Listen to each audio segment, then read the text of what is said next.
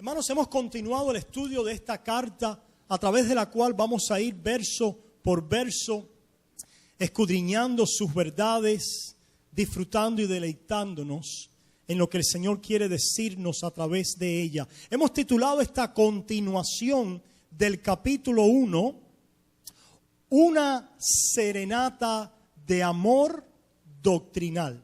Déjenme decírselos otra vez. Una serenata de amor doctrinal.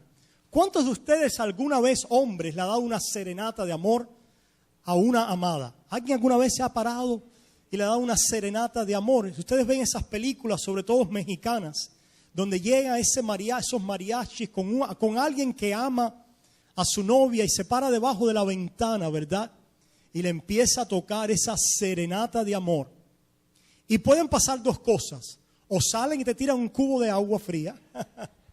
O puede salir esa amada, ¿verdad?, a escuchar esa serenata y a devolverte con expresiones de amor, con mirada, recibiendo aquello que tú le estás dando. Queremos utilizar esta imagen en esta mañana para decirles a ustedes que Dios salva a su pueblo a través de una serenata de amor. Que así como la amada sale a la ventana traída por una serenata de amor que cala su corazón, que el apóstol Pablo en esta epístola nos está llamando a una adoración, y es una adoración que es como un himno que proclama las verdades de lo que Dios ha hecho por nosotros cuando nosotros no podíamos hacer nada por Él. Queremos decir en esta mañana, como comenzamos a decir hace 2 domingos, que el apóstol Pablo en los primeros 3 capítulos de Efesios establece el fundamento de la fe, que es un fundamento doctrinal, que es un fundamento que tiene que ver con lo que Dios ha hecho por nosotros. Es las doctrinas de la gracia y la verdad en Jesucristo. Que es precisamente ese fundamento doctrinal que cuando cala en nuestros corazones, que cuando llega a lo profundo de nuestras almas, no por nuestras fuerzas, inteligencia, sabiduría, poder o voluntad, sino por la obra transformadora, regeneradora, iluminadora, convencedora del Espíritu Santo, que nosotros oímos de Dios una serenata de amor. Yo me pregunto, ¿cuántos de ustedes han oído esa serenata de amor? La gracia de Dios en Cristo es esa nueva canción de la que canta la Biblia. ¿Sabías eso? No hay un libro en la Biblia que se llama Cantar de los Cantares. Aquellos que la leen a un solo nivel dicen, bueno, es la relación de amor entre un hombre y una mujer. Pero escucha, pueblo, esa relación de un hombre entre una mujer no está en la Biblia para hacer una novelita más de Corín Tellado. ¿Cuántos recuerdan esas novelas? Las novelas de Corín Tellado, ¿verdad? Cantar de los Cantares no es una novela de Corín Tellado. Cantar de los Cantares, como toda la Biblia, es el mensaje de Dios para revelar a un pueblo su carta de amor, su canción de amor. Y por eso es que la Biblia dice que Él ha puesto una nueva canción en nuestros corazones. No tienes que saber cantar, ¿verdad? Pero Dios nos ha dado una serenata de amor. ¿Cuándo lo hace? Cuando revela a nosotros las verdades del Evangelio, las verdades de su gracia. Y por eso nosotros decimos que estas verdades que Pablo habla son como una pieza musical. ¿Cuántos músicos habrá aquí? Yo conozco un poquitico de música porque he visto a mi hija aprender música y me doy cuenta que ella tuvo que primero aprender ciertas notas. Do, re, mi, fa, sol, la, si. Si no aprendía esas notas, no podía continuar, ¿qué? Poniendo otras notas que hacen una pieza completa para ella poder hacer música. Lo que yo le quiero decir en esta mañana a través de esta imagen es que Pablo aquí en los primeros capítulos de Efesios va a poner todas las notas juntas, doctrinales, que hacen que salga una adoración, una canción de alabanza delante de Dios, que hacen que un corazón, al recibir y estar arraigado en las verdades redentoras de Cristo, pueda recibir esa serenata doctrinal. Fíjense que le estoy diciendo serenata doctrinal porque hay dos conceptos aquí envueltos. Una serenata es algo que nos mueve, como la música nos mueve, pero es doctrinal porque está basada en las verdades de Dios.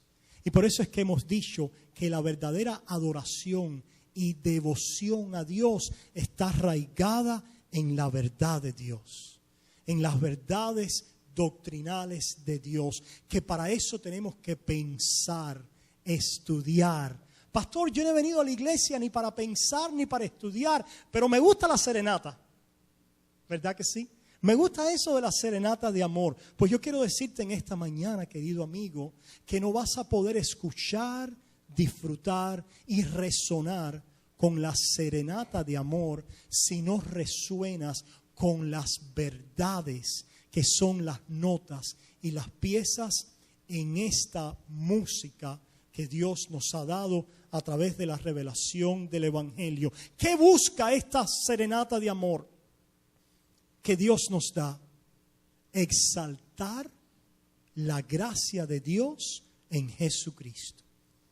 ¿Qué busca? ¿Qué es lo que busca Dios? ¿Para qué ha hecho Dios el mundo? Dice la palabra, para la alabanza de su gloria. ¿Cuál es el propósito con lo que Dios lo hace todo? La respuesta a esa pregunta es Jesucristo. Su alabanza, su gloria manifestada en la gracia de Dios en Jesucristo. ¿Cómo conocemos a Dios? A través de Cristo. Por eso es que esta música suena, pero es que es muy interesante que esta música suena para todo el que la oye, pero no todos la reciben. Gracias, no todos la oyen, Cari. Es correcto. Esta serenata suena y cae en oídos físicos en muchas personas que la oyen, pero no todos la escuchan. Por eso es que la palabra sigue diciendo, el que tenga oídos para oír. Y vamos a estar hablando, ¿verdad?, más de eso también. Pero precisamente esta serenata que sale al mundo por el Evangelio, entonces ilumina nuestros corazones, nos arraiga en Él por la obra del Espíritu Santo, para nosotros entonces caminar día a día con nuestro Señor y vivir por estas doctrinas que el Señor ha puesto en su palabra, vivir por su palabra. Hermanos, yo les pregunto en esta mañana, ¿estamos nosotros armonizando con la música de Dios? Nosotros estamos sonando las mismas notas que Dios suena. Una de las cosas que vemos en música es que cuando estamos tocando, ¿verdad?, y si no tocamos una pieza bien, suena mal, ¿verdad? Oye, qué cosa, esto no tiene nada con Suriel, porque yo traía este mensaje preparado. Gloria a Dios, el tocar música es muy difícil. Lo que hizo Suriel ahí, traten ustedes de tocar alguna nota, a ver. Mi papá se sienta en el piano y trata de tocar el piano y no le sale nada de pobre porque es que no sabe los acordes y las notas. Pero ustedes vieron a Suriel tocar estos acordes. Cuando tocamos una nota mal, ¿qué pasa? Sale.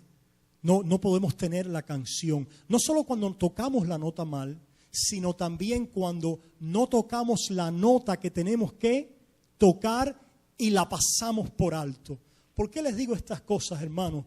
Porque cuando ustedes nos oyen a nosotros un llamado a tener precisión doctrinal, algunos dicen, caramba, esta gente se ha vuelto loco con la doctrina. Locos por el Evangelio, hermano. Locos porque esta canción pueda sonar en vuestros corazones como tiene que sonar, como Dios la ha diseñado. Y lo que tenemos en la iglesia de hoy es que o están sonando la tecla mal o están pasando por alto alguna nota que tiene que sonar. Veamos las notas de la canción de nuestro Dios. Leemos otra vez aquí en Efesios capítulo 1, comenzando en el versículo 3, dice así: Bendito sea el Dios y Padre de nuestro Señor Jesucristo, que nos bendijo con toda bendición espiritual en los lugares celestiales en Cristo. Dijimos el domingo pasado, esta nota, esta música comienza cuando nosotros nos damos cuenta que somos personas que hemos sido bendecidos. ¿Cuántos se saben bendecidos? Hermanos, el pueblo de Dios es un pueblo bendecido. Pastor, pero yo he estado enfermo. Pastor, pero yo he perdido un ser querido. Pastor, pero no tengo trabajo. Hijo, si tú estás, dice esta palabra, en Cristo, tú eres un bendecido. ¿Por qué a veces no podemos entonar las notas de la canción de Dios? Porque usted no se sabe bendecido en Cristo Jesús. Porque usted ha creído que la bendición es tener dinero. O usted ha creído que la bendición es que todo marche bien en nuestras vidas. Usted ha creído que la bendición es tener trabajo o tener un buen hogar o venir a los Estados Unidos. ¿Se dan cuenta, pueblo? Si nosotros creemos que eso es la bendición, ¿qué pasa cuando algunas de estas cosas no las tenemos? Decimos, yo estoy maldecido, ¿verdad? Algo está pasando que yo dice que soy cristiano, y yo digo que soy cristiano, y yo oigo los mensajes, pero las cosas me van mal en mi vida. Pueblo, yo me pregunto si tú te conoces bendecido en Cristo Jesús. Dice la palabra que nos bendijo ahora ¿con qué? ¿Recuerdan el domingo pasado? Con toda bendición. ¿Qué tipo de bendición? Espiritual, de lo alto.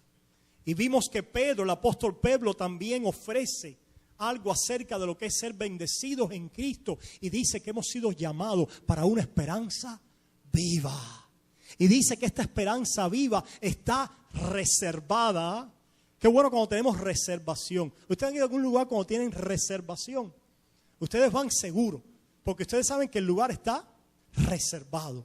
Pues dice allá Pedro en 1 de Pedro capítulo 1 que ustedes han sido salvados para una esperanza viva que está reservada en los cielos para vosotros. Nosotros somos un pueblo de bendición espiritual porque estamos en Cristo y tenemos una esperanza viva.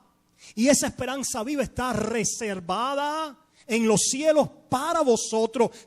Yo le pregunto, si algo está reservado para ti, ¿te puede ser quitado? No, está reservado para ti. Pastor, pero ¿puedo yo dejar de ir a la reservación?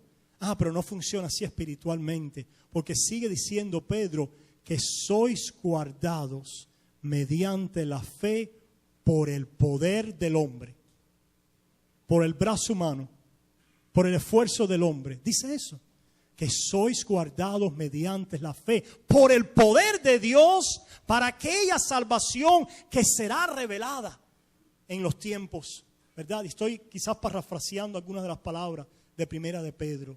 Reservado para una salvación que será revelada. Y dice entonces Pedro, y después de haberla parafraseado tanto, déjame ir ahí.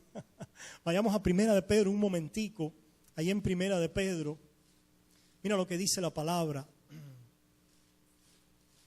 1 de Pedro capítulo 1. Lo que les acabo de decir es esto, versículo 3. Yo les decía que 1 de Pedro es un paralelo a Efesios 1. Es como que los dos apóstoles están cantando la misma canción. ¿Cuántos de ustedes se han unido con otro cristiano y empiezan a hablar y se dan cuenta que están resonando con qué? Con la misma canción. Aunque a veces nos damos cuenta que algunos tienen algunas teclas que le están pasando por arriba, no le están dando bien. Pero gloria a Dios por eso, no importa, pueblo. Hermano, nosotros no estamos aquí para dividir. Nosotros no estamos aquí para excluir a nadie. Si ustedes se fijan, Cristo y su mensaje es para todo el que quiera venir. Déjeme decir eso otra vez. El mensaje de Cristo es para todo aquel que quiera venir. A todo el que quiera, ven y tome de las aguas. Qué bueno saber eso, ¿verdad? El problema es que el mundo no quiere venir. La luz vino a este mundo y dice que el mundo amó más que la luz que el mundo. Dice el mundo amó más la luz que las tinieblas porque sus obras eran malas. Este evangelio hace una oferta universal a todo el que le escuche. Y la oferta universal es que si tú vienes, tienes vida eterna. ¿Sabías eso? Si tú vienes, tienes vida eterna. La pregunta es, ¿quieres tú venir? Venir a mí los que estáis trabajados y cargados. Venir a mí. ¿Pero qué hay que hacer para venir a Cristo? Reconocerse ¿qué? Trabajado y cargado. Es un trabajo y una carga espiritual. Va más allá de que trabajamos mucho y déjame ir a Cristo para que Él me dé un masaje. No, ¿verdad? Venid a mí los que estáis trabajados y cargados, que yo os haré descansar. Tomar mi yugo sobre vosotros y aprended de mí, porque mi yugo es fácil y ligera mi carga. Gloria a Dios. A todos los sedientos, dice allá Isaías, venid a las aguas.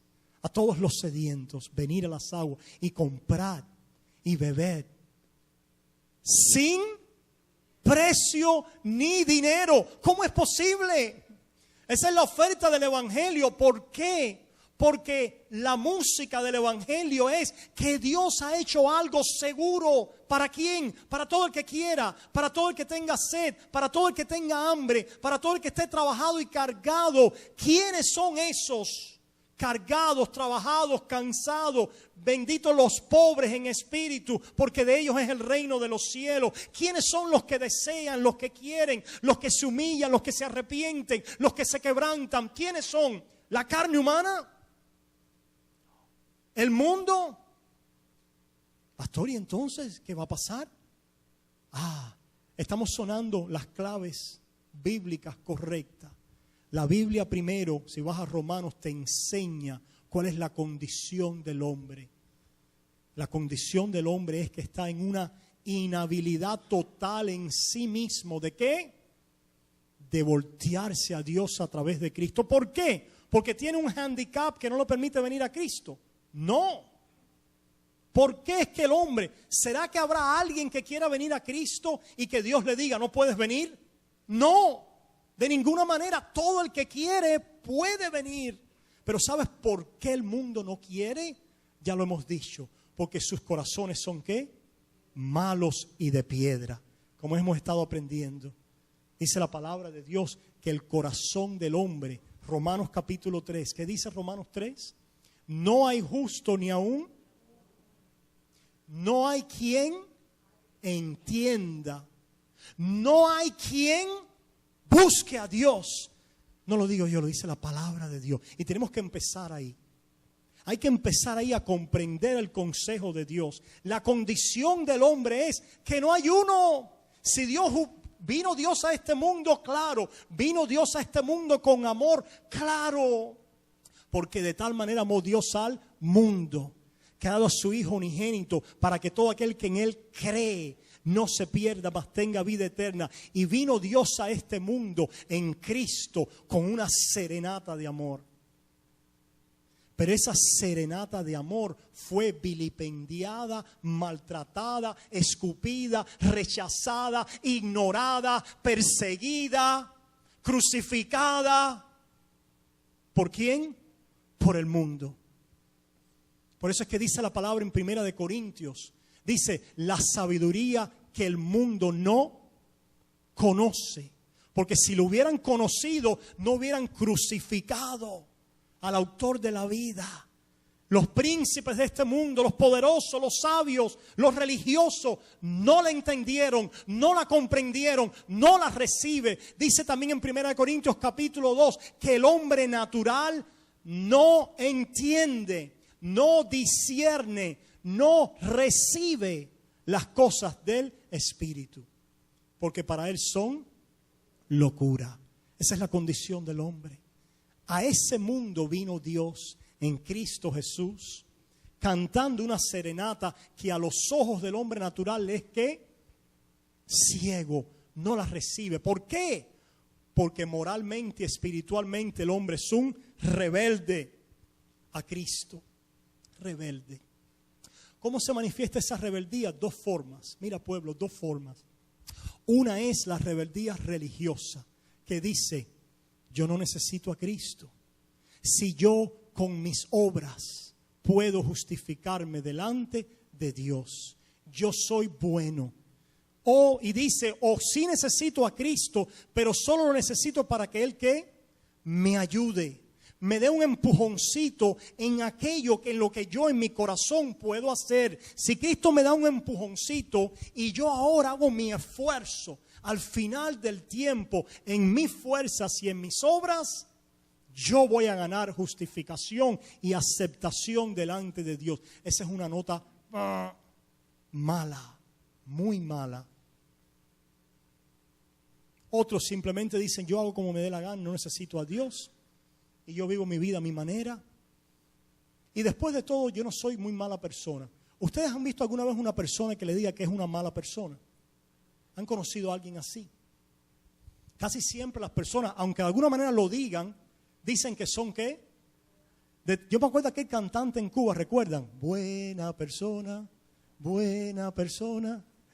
Y él quería tener, ¿verdad? Va a ir por el mundo diciendo que era una buena persona y que el mundo son buenos. Pero eso no es lo que dice la Biblia.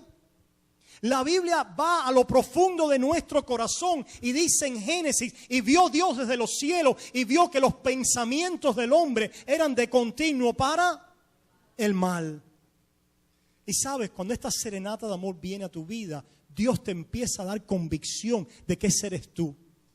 De que verdaderamente tú no has sido bueno. Pastor, yo he sido un buen padre, yo he sido un buen hijo, yo he sido un buen ciudadano.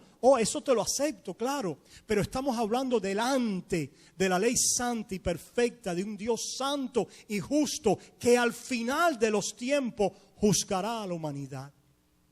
Y si tú te presentas delante de ese Dios con tus obras, creyendo que las obras en una balanza, las buenas, van a pesar más que las malas, dice la palabra de Dios que el que ha quebrantado la ley de Dios en uno de sus mandamientos es culpable de todos. ¿Alguna vez has mentido? ¿Alguna vez has adulterado? El Señor Jesús dijo, cuando un hombre mira a una mujer en su corazón para codiciarla, ya ha cometido adulterio con ella en su corazón. ¿Alguna vez has matado a alguien? El Señor Jesús dijo, cuando tienes odio, cuando tienes palabras malas para tu prójimo, cuando no tienes perdón, ¿estás qué? Cuando tienes ira, matado a tu prójimo, ¿en qué? En tu corazón. Somos culpables. Somos culpables. Pero eso solo lo podemos decir por el Espíritu. Pero lo que hace el Espíritu es que utiliza la ley de Dios para darnos entendimiento de qué? De pecado. Y cuando nos trae la ley de Dios, que es el martillo de Jehová, el martillo de Dios es su ley. Para aquellos que por el Espíritu la pueden entender, con la ley Él tapa la boca de los hombres. Todo el que se quiera justificar, el Señor le trae su ley. Y dice, ¿te vas a justificar por tus obras? ¿Quieres llegar al final por tus esfuerzos? Aquí está. A los Gálatas les dijo, de la gracia habéis caído si queréis volver a un sistema de obras. Si queréis tenerme a mí, a Cristo, y decir que creéis en mí, pero queréis establecer que para terminar justificado tiene que ser por vuestras obras. Dice, de la gracia habéis caído. ¿Por qué, hermanos? Porque por las obras aquí nadie se va a salvar. La palabra de Dios dice que somos salvos por la obra de uno. Por eso que dice Romanos capítulo 5, dice, por su justicia, por el conocimiento de Él, muchos serán justificados. Veamos lo que dice la palabra, hermano. Nosotros leímos ahí en Primera de Timoteo. Vayamos un momentico a Primera de Timoteo. En Primera de Timoteo capítulo 1. Disculpen, Segunda de Timoteo capítulo 1. Para nosotros poder oír la serenata de amor, tenemos primero que oír el martillo de la ley que nos dice, estás condenado. Yo me pregunto cuántos hoy pueden escuchar, si Dios me fuera a juzgar hoy por mis obras, no tengo esperanza. Yo quiero decirte que si tú dices eso hoy, no estás lejos del reino. No está lejos el reino de ti. Porque por la ley el Señor trae convicción de pecado. Pero mira ahora lo que dice la palabra. Allá en 2 de Timoteo. Quien nos salvó y llamó con llamamiento santo conforme a nuestras obras. 1 de Timoteo 1:9. ¿Dice eso? No dice eso, ¿verdad? Quien nos salvó y llamó con llamamiento santo, no conforme a nuestras obras. Yo me pregunto si alguien empieza a oír una serenata de amor. Si esta salvación se trata de lo que yo pueda hacer o dejar de hacer, lo que tengo es una tragedia de horror, porque no vas a poder llegar en tus fuerzas. Pero si tú empiezas a oír hoy, después de saber, miserable de mí, soy pecador, miserable de mí, soy yo ese condenado, yo soy el primero de los pecadores. Y ahora empiezas a oír que dice la palabra, quien nos salvó, nos llamó con llamamiento santo, no conforme a nuestras obras, sino según el propósito suyo y la gracia que nos fue dada en Cristo Jesús antes de los tiempos de los siglos. ¿Cuántos creen que ahí comienza la serenata de amor? Eso es lo que está haciendo Pablo. Si vuelven a Efesios, ustedes se dan cuenta que Pablo dice, la bendición es espiritual, es en Cristo. La bendición es que tú puedas ser reconciliado con el Dios que te creó y que te va a juzgar al fin del mundo. Pero para poder no ser juzgado en ira, tienes que correr al refugio y a la torre fuerte donde la ira de Dios ya quemó. ¿Dónde quemó la ira de Dios? En Jesucristo. Hay una anécdota muy interesante que nos ayuda a entender esto. Se decía que había un gran fuego en una maleza, allá en un bosque, pero en medio de esa localidad, de esa comunidad, había una casa. Y el padre de familia oye que a todo alrededor está rodeado de fuego, su comunidad alrededor, que está llena de bosques. Y él entonces sale apresuradamente y hace un perímetro a la redonda, donde le da fuego a toda la maleza que está alrededor a su casa. Y su hija, que lo está mirando, le dice, papá, si nosotros estamos tratando de escapar el fuego, ¿por qué tú hiciste un fuego? Y el padre le dijo, hija, porque el fuego no quema donde el fuego ya quemó. Yo no sé si ustedes están oyendo la serenata de amor. Mas Dios muestra su amor para con nosotros, en que siendo aún pecadores, Cristo murió por nosotros. La ira de Dios y el fuego de la ira de Dios quemó allí en la persona de su Hijo. Y Él ahora, donde ha quemado el fuego, es el refugio, es esa cruz donde nosotros vemos la luz, no por nuestra obra, ni por nuestra sabiduría humana, ni por voluntad humana, sino por el propósito de Dios para nuestras vidas. Con el gran amor, dice, con que nos amó. Allí en Efesios dice la palabra, y vamos a terminar con este último versículo, versículo 5 dice, versículo 5, en amor habiéndonos, ¿qué? Predestinados. Hermano, yo siento que muchos esto les causa, yo quisiera no ofender a nadie, yo quisiera llevarme bien con todo el mundo, que me amaran, que me aceptaran, pero la predestinación es una doctrina bíblica y está en toda la palabra de Dios, está en las cartas de Pablo, en todo momento, los elegidos, los escogidos, los predestinados. Dice, en amor habiéndonos predestinado para ser, presten atención a los predestinados para ser adoptados hijos suyos. Usted y yo no teníamos al Padre Celestial. ¿Éramos qué? ¿Qué pasa cuando alguien no tiene un padre? Se le llama, eres un huérfano, o palabra más fuerte, bastardo. nosotros estábamos en este gran orfelinato que era el mundo, no como niños inocentes. No tengan la idea de que éramos los niños inocentes en el orfelinato. Ay, ¿cuándo papá va a venir a recogernos? Esa no es la figura que Dios muestra del mundo.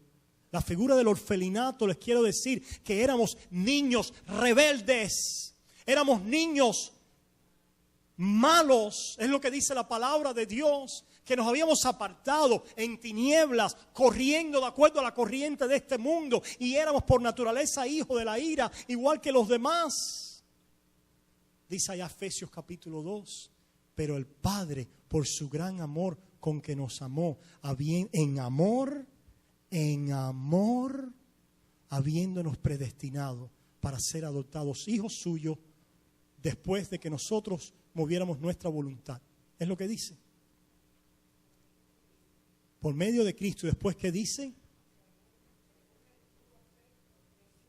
Según el puro afecto de su voluntad. Su voluntad. Por eso también Juan dice allá el evangelista Juan, que escribió el evangelio de Juan capítulo 1, hermanos, escuchen. Estas son las notas que cuando las damos bien causan un gran impacto en nuestras vidas. En Juan capítulo 1 dice,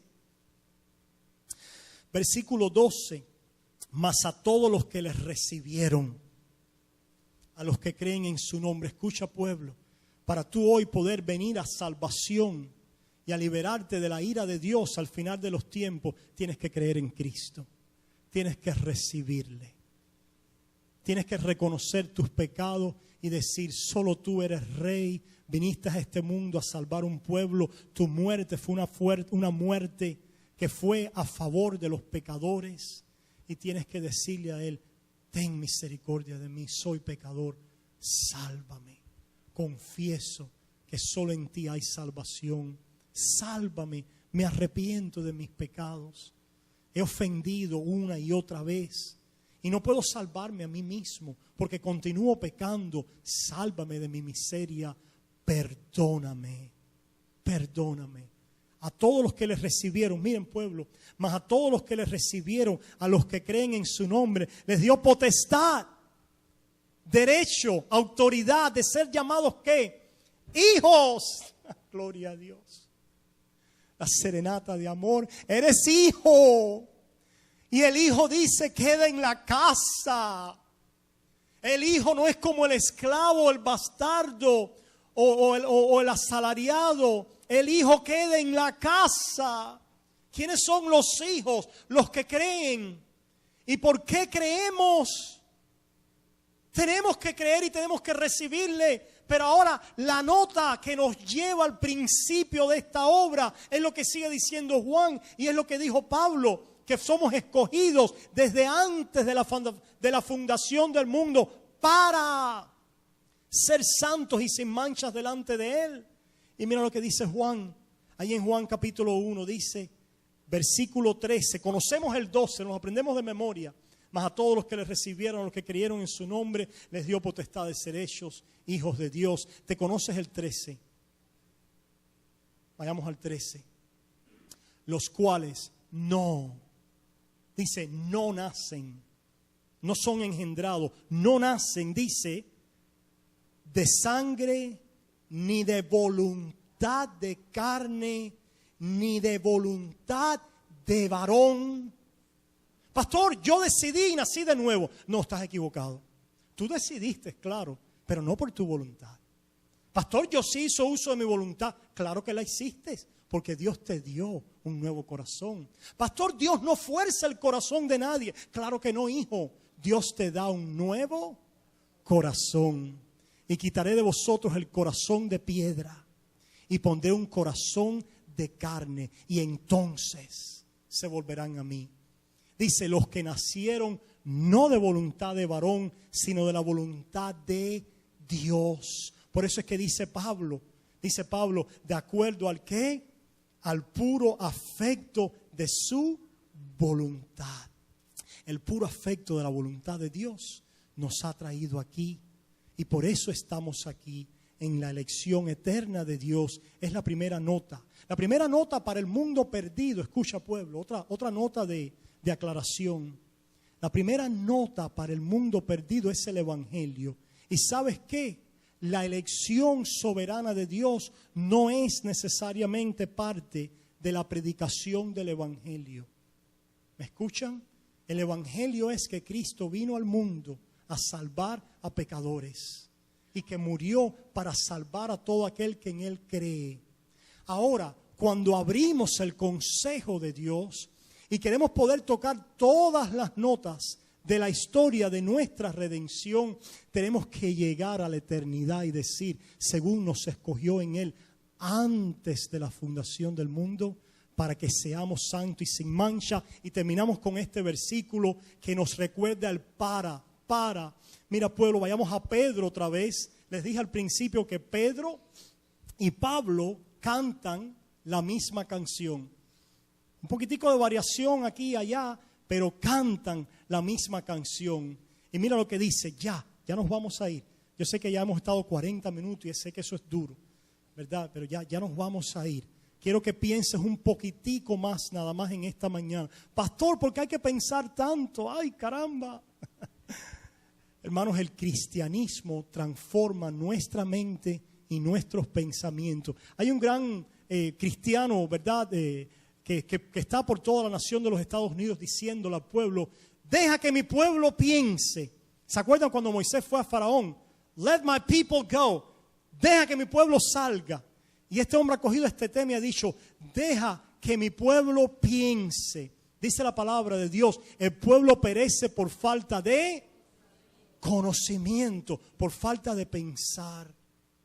El Espíritu Santo nos va a ayudar en un canto y en una adoración de pasión, de emoción, de corazón, cuando pensemos y reflexionemos detalladamente en las doctrinas de Dios. Y terminamos con este último pensamiento. Allá en Primera de Pedro, dice Pedro, resonando con la misma canción, versículo 1, Pedro, apóstol de Jesucristo, a los expatriados de la dispersión en el Ponto, Galacia, Capadocia, Asia, Bitinia. Podemos ahí decir Miami, Cuba, China, los expatriados, todos los cristianos regados por el mundo. Y les dice esto, elegidos según la presciencia de Dios Padre en santificación del Espíritu para, subrayen la palabra, para obedecer y ser rociados con la sangre de Cristo. Nos da un concepto que a nosotros no nos es muy fácil entender y nos dice que nosotros hemos sido elegidos de acuerdo a la presciencia de Dios, de acuerdo al preconocimiento de Dios. Y algunas personas han cogido este concepto y lo han destruido al decir que la presciencia de Dios es, sí, en este contexto, que Dios sabe lo que nosotros íbamos a hacer y por eso nos escogió. Es decir, cuando algunas personas dicen, porque Dios sabía que nosotros íbamos a obedecer o porque nosotros obedecimos, es entonces que nos escogió. Es algo como decir, yo te escogí a ti porque tú me escogiste a mí. ¿Se dan cuenta? Te escojo si tú me escoges. Es algo como decir cuando Jesús le dijo a sus discípulos, ustedes no me han escogido a mí, yo os escogí a vosotros. Y entonces venir atrás y decir, pero los escogí a vosotros porque ustedes me escogieron a mí. ¿Se dan cuenta? La elección no está basada, la elección bíblica, en nuestra elección de Él. Nuestra elección de Él está supeditada ¿a qué? A la elección de Él a nosotros. En otras palabras, nosotros lo escogemos a Él porque Él nos escogió primero a nosotros. Ustedes no me escogieron a mí, yo os escogí a vosotros. Yo os he escogido para que ustedes me escojan a mí. Mira cómo lo dice Pedro. Dice, elegidos, escogidos según la presciencia de Dios Padre. El medio es el Espíritu. Sin el Espíritu nada pasa en nuestras vidas. Él nos escogió Y esto funciona en el tiempo cuando el Espíritu nos toca, nos separa, nos santifica. ¿Y por qué necesitamos que el Espíritu nos toque y nos santifique o nos separe? De acuerdo al pasaje, dice ¿para qué? ¿Están conmigo? Para obedecer. Para obedecer no matarás. Para obedecer algún mandamiento de los 10 mandamientos, dice ahí. Para obedecer y ser rociados con la sangre de Cristo. Es decir, para una obediencia a la cual le sigue el perdón de pecados. Yo les pregunto, ¿cuál es la obediencia a través de la cual recibimos el perdón de pecados? La fe. Cree en el Señor Jesucristo y serás salvo. El que cree en el Hijo tiene la vida. El que cree no ha sido condenado, mas tiene vida eterna. Esta es la obra de Dios, que creáis en el Hijo de Dios. Cuando nosotros creemos en Cristo, somos, ¿qué dice? Perdonados, rociados con la sangre de Cristo. Volviendo ahora al texto, dice que la presencia de Dios actúa en nosotros a través del Espíritu para que obedezcamos, para que creamos y entonces ser ¿qué? Rociados, perdonados con la sangre de Cristo. La presencia de Dios o el preconocimiento de Dios es esa elección eterna de Dios a través de la cual Él te ha separado desde antes de la fundación del mundo, preordenándote para salvación. Y creyeron todos aquellos que habían sido ordenados para vida eterna. Mas por gracia sois salvos por medio de la fe, y esto no es de vosotros, es don de Dios. Gracias a Jesucristo, ¿verdad? Que nos ha dado este don inefable. Y dice allá en Filipenses que el que comenzó en nosotros la buena obra. ¿Quién la comenzó? Cristo la comenzó por el Espíritu en tu vida, dándote fe para creer, dándote fe para creer. Por eso es que Timoteo dice, y los voy a dejar con esto, primera de Timoteo, discúlpenme hermanos, segunda de Timoteo dice, segunda de Timoteo 1, ahí en segunda de Timoteo capítulo 2, versículo 25 dice, segunda de Timoteo 2, 25, que con mansedumbre corrija a los que se oponen. Está hablando del siervo de Dios, que no debe ser contencioso, que no debe tener peleas con otros, sino dice que con mansedumbre corrija a los que se oponen. Y mira lo que dice ahora, por si quizá Dios les conceda arrepentimiento para, presten atención a los para conocer la verdad. Les pregunto, y cerramos con esto, ¿qué se necesita para conocer la verdad? ¿De acuerdo a este pasaje? De acuerdo a este pasaje, ¿verdad? Dice, pues quizás Dios les conceda arrepentimiento para conocer la verdad. ¿Qué se necesita para conocer la verdad? Arrepentimiento. ¿Y quién concede el arrepentimiento? Dios. Lo que dice la palabra del Señor. Hermanos, esas son las primeras notas de las verdades redentoras de Dios. ¿Estás sonando tú y armonizando con estas notas en la palabra de Dios? Es mi deseo que tú puedas ver esta salvación que va hacia atrás.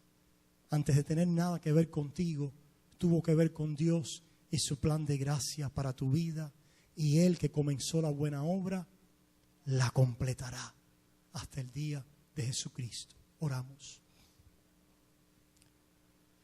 Amantísimo Padre, yo te ruego que si hay alguien aquí en esta mañana que andaba como un rebelde en su propio pensamiento, religión, de propia justificación y de rebeldía a ti, yo te ruego que por tu Espíritu hoy te pueda ver, que pueda venir a ti. Escucha, hijo, dice la palabra de Dios que todo el que cree tiene vida eterna. Dice la palabra de Dios que para ser salvos necesitamos arrepentirnos y creer en Él. Yo te ruego hoy en esta mañana y te insto a que te arrepientas de tu propia justicia, a que te arrepientas de tu propia justificación de tus pecados y digas: solo Jesús puede salvarme, y confíes en Él, porque hay un solo Dios y un solo mediador entre Dios y los hombres, Jesucristo hombre. Si tú hoy crees en Él, tú tienes la seguridad hoy de que tienes vida eterna y que tienes herencia, participación con los santos, bendición espiritual, reservación en los cielos, garantía de ser guardado hasta el final en Él y por Él. Y esa es nuestra acción de gracia en esta mañana. Y Padre, te ruego que aquellos que ya hemos creído, que nos ayudes a aprender a tocar más esta pieza musical, que nos des un espíritu, Señor, para discernirlo y para poder o no tocar la nota mal o no pasar alguna por alto, sino decir: todas son importantes. Si me falta alguna, mi gozo, mi fuerza, mi energía es afectada. Señor, te alabamos y te damos a ti la honra, la gloria, la alabanza, porque al oír tu serenata de amor te decimos: bendito seas.